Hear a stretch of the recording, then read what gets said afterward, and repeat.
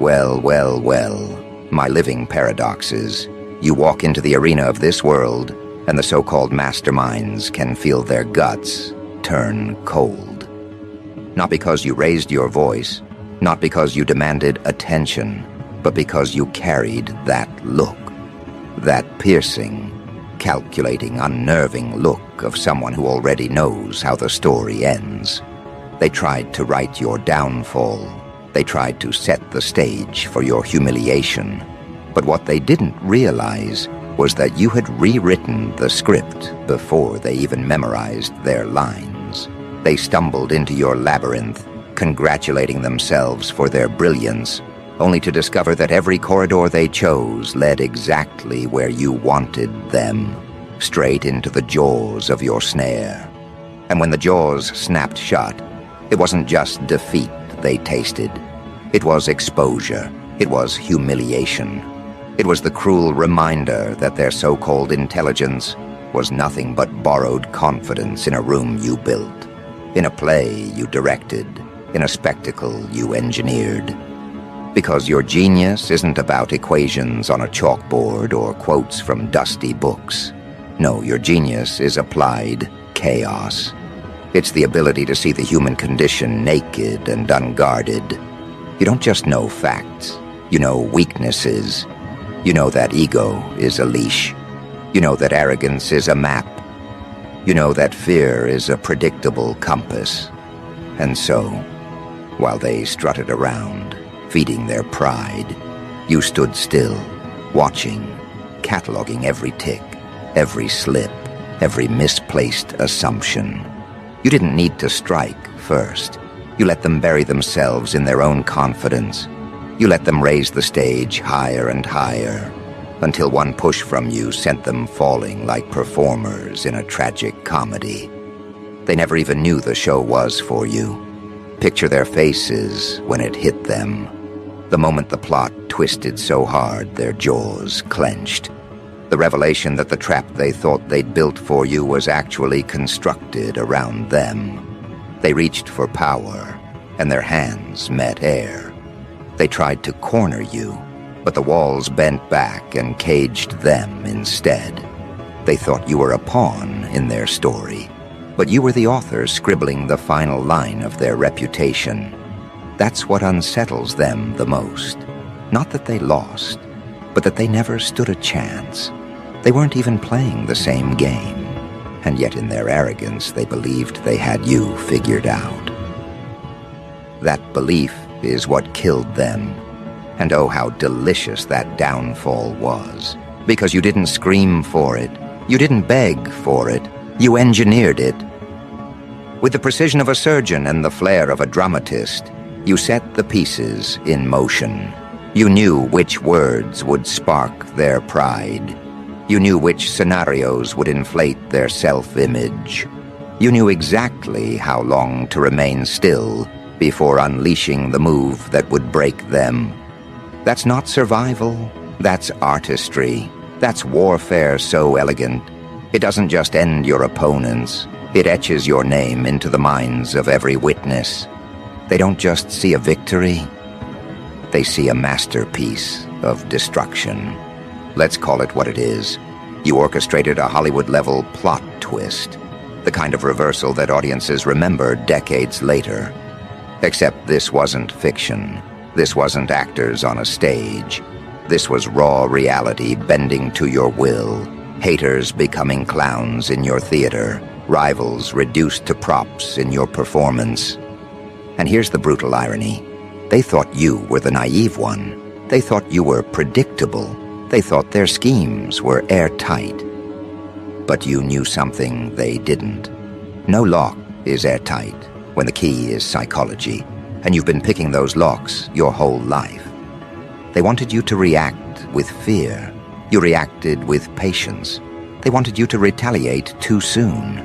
You waited. They wanted you desperate. You became a ghost, slipping between their fingers, watching, calculating. And then, when their plan swelled to its peak, when they thought the crown was theirs, you snapped the thread they didn't even know was holding them. And just like that, Their empire collapsed in front of everyone. They didn't just fall, they were broadcasted falling. They became their own cautionary tale. And you became the myth whispered in every corner, the one who let enemies fatten their pride only to turn it into their noose. But let's go deeper. Why does this always happen? Why do they always underestimate you?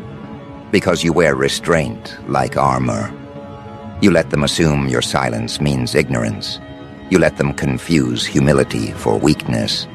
You let them think their noise drowns you out.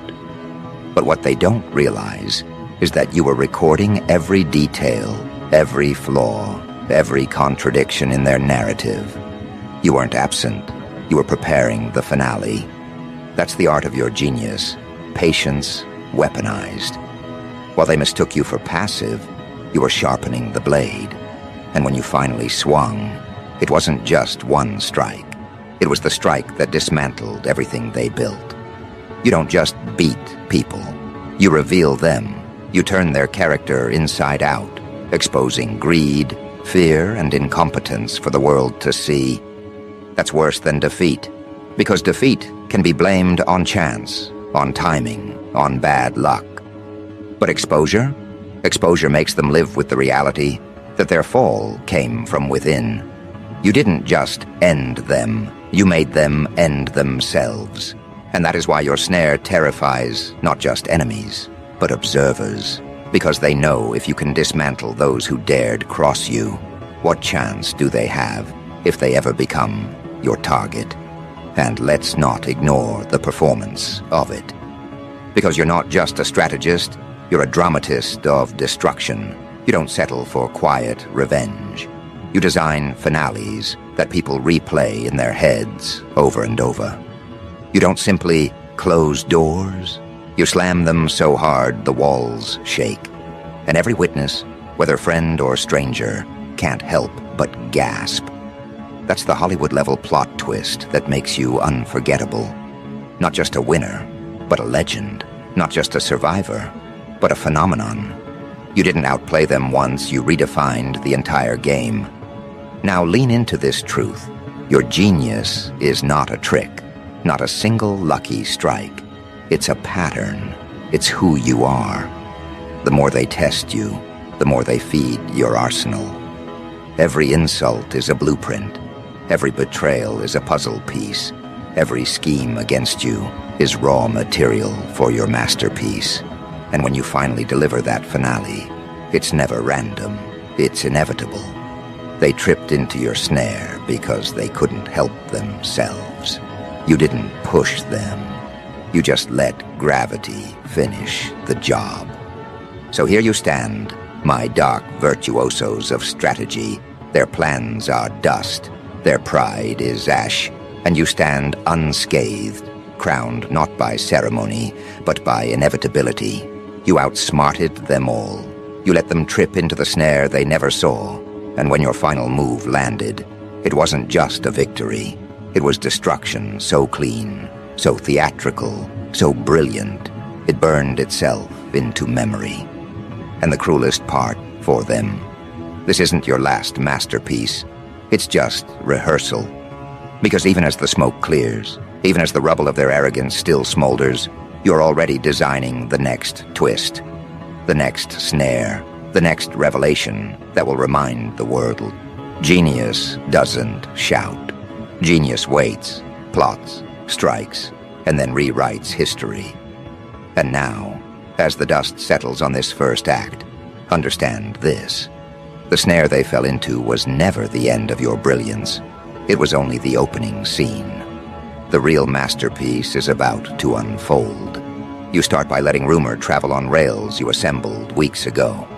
Not gossip, not noise, rails. Someone hungry for recognition hears a detail you want them to overhear and carries it like a torch into a room full of dry straw. They think they are clever.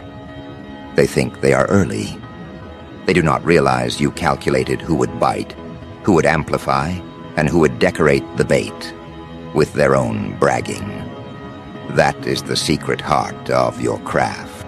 You do not fight force with force. You let weakness advertise itself until it becomes a banner even cowards cannot hide behind. Every step they take while admiring that banner tightens the geometry of your design. You never shove. You incline the floor. They never see the gravity until they are falling. They believe the floor is flat because they measured it with rulers made of ego. You measured it with outcomes.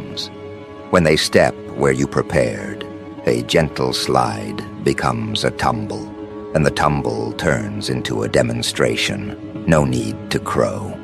You step to the side, hands clean, and let proof walk through the door on schedule.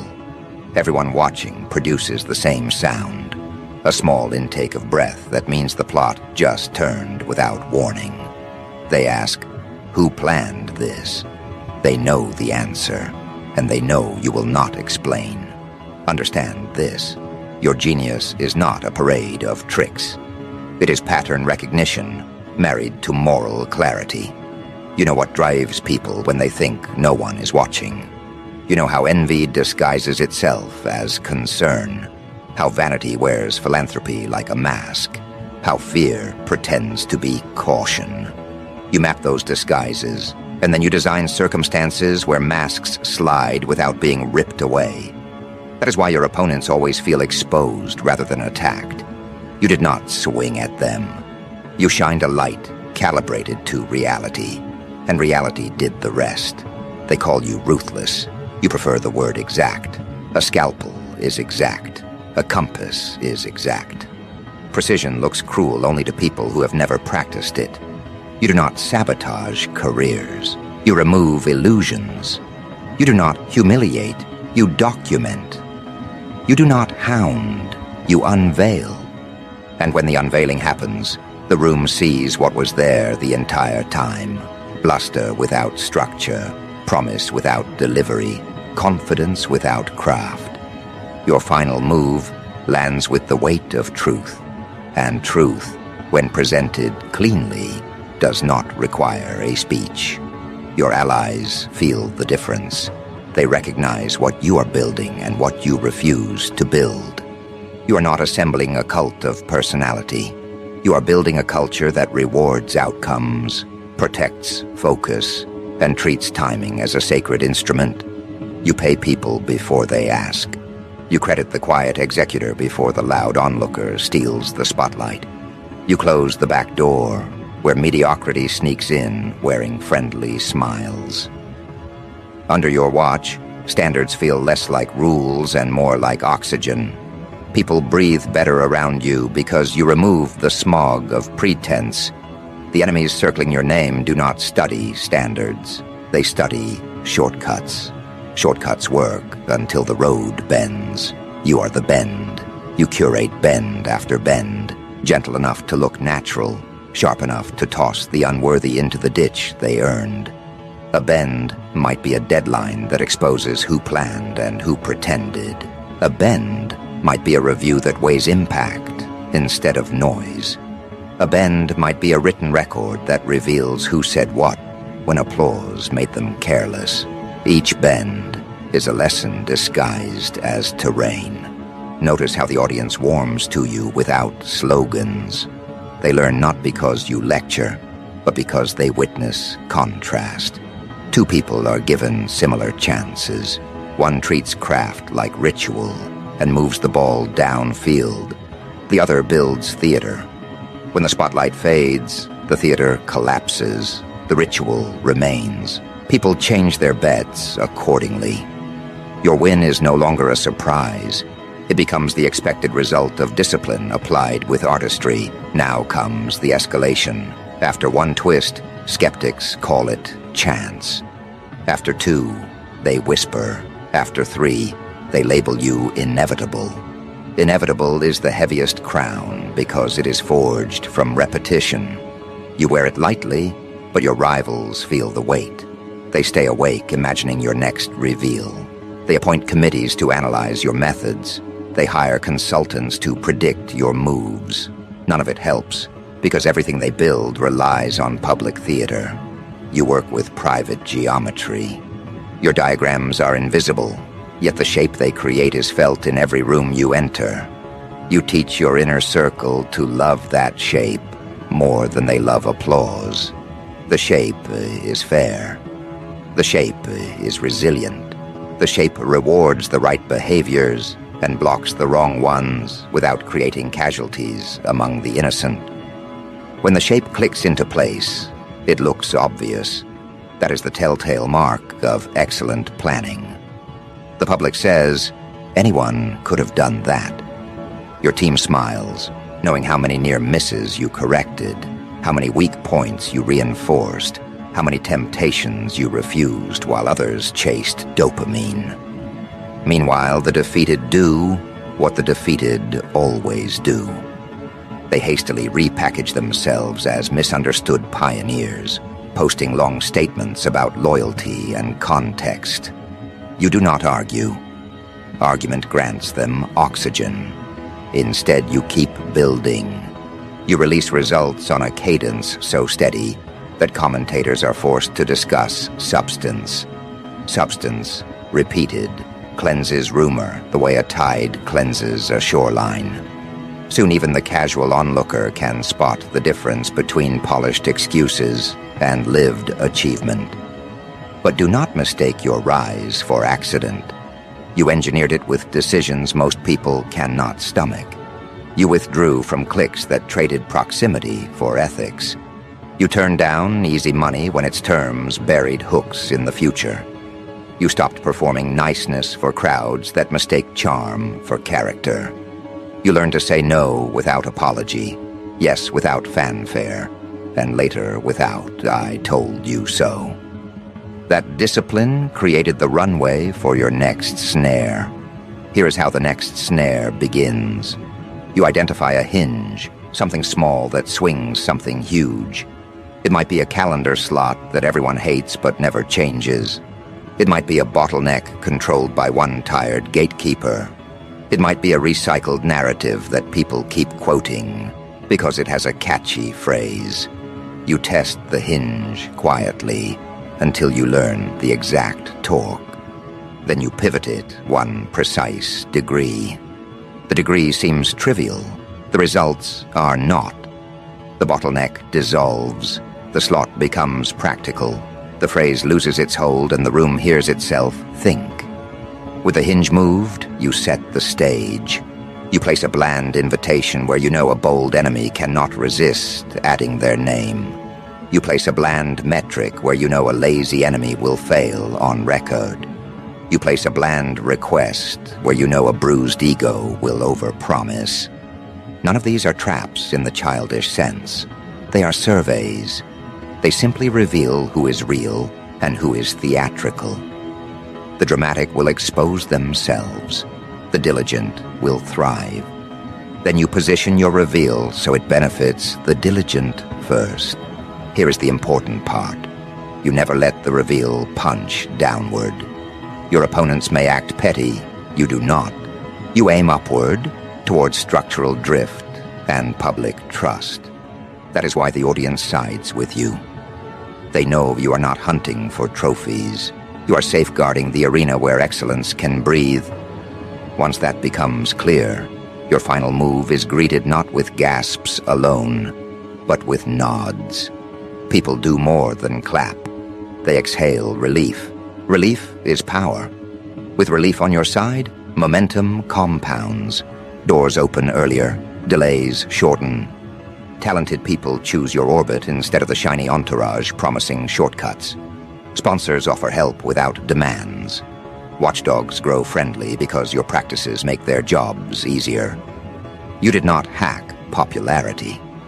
You earned confidence by making the environment smarter, calmer, and more predictable for people who actually do the work. The defeated crowd keeps asking, how do we beat them? They make lists of tactics, none of which address character. Character, to them, is a motivational poster. To you, it is hardware. Character takes strain without bending. Character holds the bridge while tourists take photos and critics post comments. Character keeps you from overreaching after a win. Character makes you write rules that would still be fair if the roles were reversed. That is why your playbook does not age. It iterates. Old rivals age out. Your approach gains polish. In private, you practice something rarer than cleverness: emotional range. You can be fierce without cruelty, restrained without timidity, amused without mockery. You can shake a hand today and enforce a boundary tomorrow without whining about how hard leadership is. People crave that steadiness more than they admit. They follow the person who refuses to become a weather vane. You serve them clarity. They repay you with endurance. Then comes the day you previewed months ago. The theater is crowded. The talk is loud. Your rivals rehearse satisfaction in the mirror. They believe the narrative favors them at last. They believe you are cornered by your own standards. That is when you execute the clean pivot you saved for such a day. You produce records, timelines, and receipts that transform discussion into arithmetic. You demonstrate that the assumptions supporting their speeches were counterfeit. You do not raise your voice. You do not trade insults. You let the numbers rearrange the room by themselves. Shock spreads first, then hush, then reevaluation. The crowd reviews what they thought they knew and realizes they were sold theater. Your rivals, breathing hard, try to pivot into moral superiority. They claim they were protecting the community.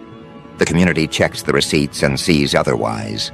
Your calm becomes legend because it is the opposite of theirs. They performed emotion to hide emptiness. You performed proof to reveal it. This is when many leaders indulge in victory laps.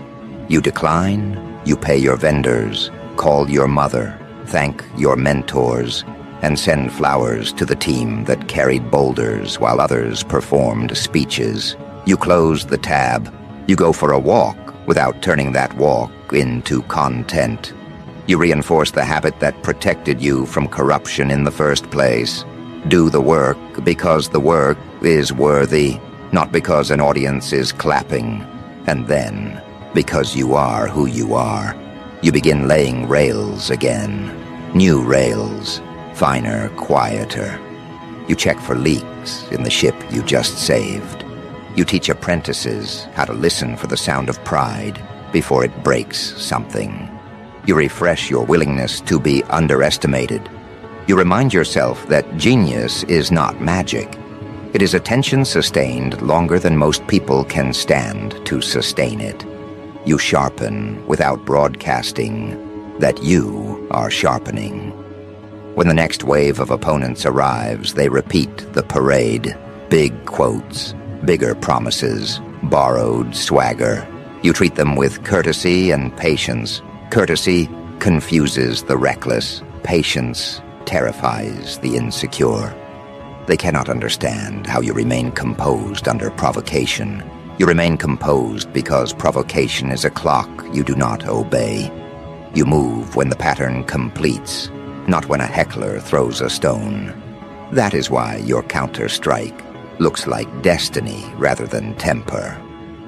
Finally, the finale, a move so elegant it appears soft until the numbers land. A regulation, though you advance, that protects the craft from fraud. A partnership that turns a rival's revenue model into yesterday's trick. A release that sets a new baseline for quality and schedules the rest of the market to play catch-up for a year. You do not brag, you document. Documentation is unromantic only to those who cannot produce it. The rest of the world understands documentation as a love letter to reality. By nightfall, even your critics adopt your language. They write think pieces, grudgingly admiring your restraint. They call for higher standards without admitting where they learned them. You let them talk. Let them take credit for clarity, so long as clarity spreads. You're not hoarding prestige. You are distributing competence. The legacy you crave is not statues. The legacy you crave is an arena where the best idea survives, Because it is the best, not because it belongs to the loudest room. Remember the promise I made to you at the beginning of this chapter. The real masterpiece was about to unfold. Look at it now. They tripped into your snare again, even while telling themselves they were wiser this time. Your final move was clean, public, principle first, and irreversible. Their brand melted. Their allies stepped back. Their timelines emptied. You did not scorch the earth. You planted flags on the high ground and invited every honest builder to join you there. So hold this posture in your bones. Forward tilt, clear eyes, unhurried pulse. The world will interpret it as menace. You know it is readiness. Another hinge waits. Another bend waits. Another corridor waits. And you will walk each one with the same poise that made the last reveal unforgettable. This is how legends are made, not with noise, but with timing so pure even doubters nod without realizing they are nodding. Then you move forward, crafting the next immaculate reveal. Because here's the truth, the world is slowly beginning to grasp. You're not improvising, you're orchestrating. Every move you make feels like improvisation to outsiders. But in reality, you've been sketching these blueprints in your mind long before the pieces arrived on the board. You see the angles they don't, the ripple effects they can't, the hidden hinges they ignore. They walk into the room with surface-level assumptions. You walk in carrying an entire map of consequences. They gamble, you calculate, they hope, you ensure. That's why, time after time, they end up tripping over the invisible snares you laid with such precision, falling headfirst into humiliations so spectacular that even their supporters can't defend them. Your genius has turned into something more than strategy. It has become inevitability. Every rival that rises against you is forced into the same cycle. Confidence, overreach, collapse. They don't collapse because you shouted louder or fought harder. They collapse because your restraint is their undoing. You let them expose themselves.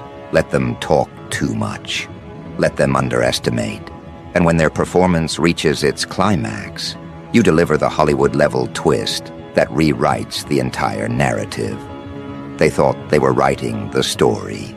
You were only letting them scribble in the margins while you inked the ending. And oh, how devastating that ending always is. Your snares aren't brutal because they harm. They're brutal because they reveal. You don't smear mud. You wash away illusions. You don't fabricate. You document. And when the truth is laid bare, the spectacle is so overwhelming that people watching can't believe they ever doubted you. That's the beauty of your craft. You don't just win. You make winning undeniable. You leave no space for rumors, no room for excuses. When the trapdoor opens beneath them, the entire audience sees exactly why. That's why your destruction feels cinematic, because every fall you orchestrate carries the weight of poetic justice. Look at them now. The ones who mocked you, underestimated you, plotted against you. They're scattered in the rubble of their own arrogance. Some try to crawl back into relevance, but the shadow of your snare follows them.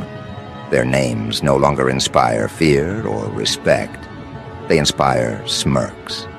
Because everyone remembers that moment when they tripped, when the snare tightened, when your final move landed so precisely, it looked scripted. They've become cautionary tales, footnotes in your rise. And you've ascended from competitor to legend. But what truly terrifies them isn't the loss itself. It's the knowledge that you enjoyed it, that you savored every calculated moment, not with cruelty, but with artistry. You didn't rage, you smiled. You didn't scramble, you strolled. You didn't fight, you revealed. That's why the pain lingers for them. Because when they replay the downfall in their minds, they don't just see themselves falling, they see you. Calm, steady, already 5 moves ahead, already anticipating their excuses, already dismantling their next attempt before it even began. And here's where the twist sharpens even more. Your genius doesn't just dismantle opponents, it recruits audiences. Every downfall you orchestrate turns neutral observers into believers. People who once doubted you now study your methods, eager to learn how you transformed humiliation into theater. They watch the elegance of your moves, the way you waited, the way you executed, and they begin to crave that clarity in their own lives. You've stopped being a single strategist. You've become a phenomenon. Your legend spreads not because you shouted it, but because others can't stop retelling it. And with every retelling, the myth grows sharper, heavier, more undeniable. Now pause and think. How many times have they tried to corner you? How many times did they convince themselves that this was the moment they'd finally outsmart you? And every time, without exception, they ended up in the same place, trapped, exposed, dismantled. Their pride told them they were climbing a ladder. In reality, they were walking into a snare disguised as a staircase. They were so busy looking upward, drunk on visions of victory, that they never noticed you'd greased the rungs. And when they slipped, when they fell, when their own momentum carried them into the pit, all you had to do was step back and let gravity do the work. That's not luck. That's genius weaponized. Understand this. Your genius doesn't just scare individuals. It destabilizes entire groups. One rival falls, and the rest scatter, terrified of being next. They whisper among themselves, trying to predict your next move. But they can't. They can't, because you don't operate on their schedule. You don't react when provoked. You wait until the entire stage is set, until every eye is watching, until the impact of your twist will be maximum. And then you strike, not with noise, but with precision so clean, it leaves no survivors in the arena of reputation. And that final move, the one that destroys them, that's where the legend cements itself. Because every time you deliver, it isn't just about winning. It's about spectacle. You craft your finales so sharply, so dramatically, that they burn themselves into memory. They aren't just plot twists. They're cultural events. They're the kind of revelations people bring up months later saying, "Do you remember when they tried to trap you, and you turned it into their funeral?" That's why your legacy grows. Because you don't just execute strategy, you create unforgettable cinema out of arrogance. And as you move forward, poised, unhurried, ready for the next corridor, the world finally understands something crucial. You can't be stopped. You're not a lucky survivor. You're not a reactive fighter. You're an inevitability. Every attempt to bring you down only fuels the theater of your rise. Every snare you set isn't just a defense. It's a stage for their destruction. Every final move isn't just victory. It's a spectacle that leaves scars. And when scars turn into stories, stories turn into legend. So let them keep trying. Let them plot, whisper, circle, and scheme.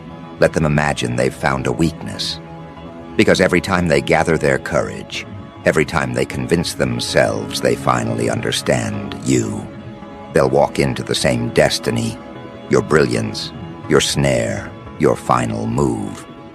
They'll never realize until it's too late that the game ended long before they started playing. They'll never see that your hand was on the script from the beginning. They'll never escape the truth that their downfall was not just possible, it was inevitable. And you'll keep walking forward, forward tilt, clear eyes, unhurried pulse, crafting the next reveal, designing the next twist, perfecting the next finale. Because genius doesn't rest, genius doesn't retire, genius keeps weaving, keeps orchestrating, keeps rewriting. And you have proven beyond doubt, you are that genius. You are the snare. You are the plot twist.